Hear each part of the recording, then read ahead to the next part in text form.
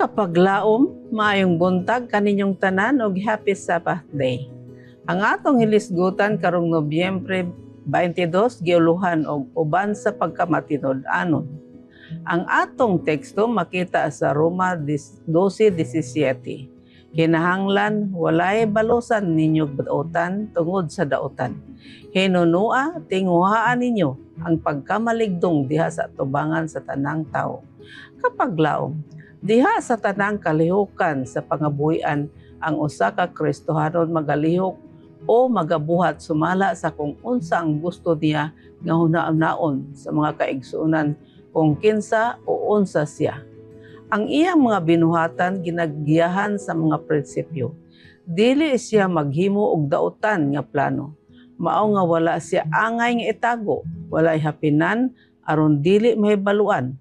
Mahimo siya nga sawayon, mahimo siya nga sulayan, apan ang iya dili matarong nga pagkaligdong magadanag sama sa lunsay nga blawan. Siya usa ka panalangin ngadto sa tanan nga nakiglambigit kaniya. Tungod kay ang iyang pulong masaligan. Usa siya ka tawo nga dili mamintaha sa iyang silingan. Usa siya kahigala tigatag ngadto sa tanan o ang iyang isig ka tawo mosalig sa iyang tambag. Ang usa ka tinuod nga matinud-anon nga tawo dili mamintaha sa kaluyahon o sa walay pagkatakos aron masudlan ang iyang kaugalingong bulsa. Siya nagadawat og makatarunganon nga katumbas niadtong iyang gibaligya. Kung adunay mga guba sa mga butang nga nabaligya, matinud-anon niya nga sultian ang iyang igsuon o iyang silingan. Busa tuod sa paghimo nini, mahimo siya nga magabuhat batok sa iyang kaugalingong paninapi. Sa tanang mga detalye sa kinabuhi, ang pinaka-estrekto nga mga prinsipyo sa pagkamatinod-anon angay nga ipadayon.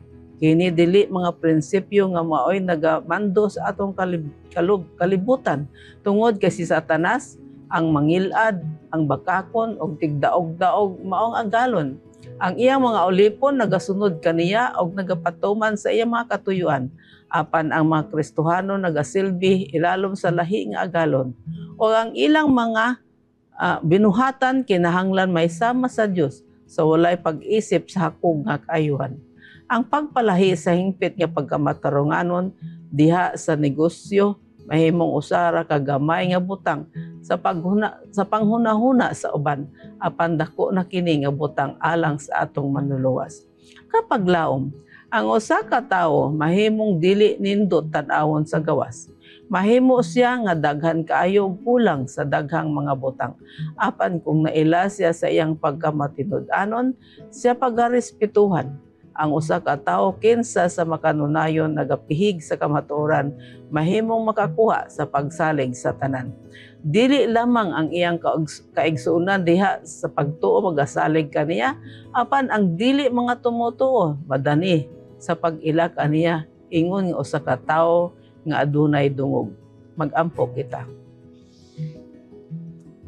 Diyos ug mahigugmaon namong Amahan sa langit, tabangi kami kanunay nga magmatinud-anon sa tanang mga detalye sa among kinabuhi.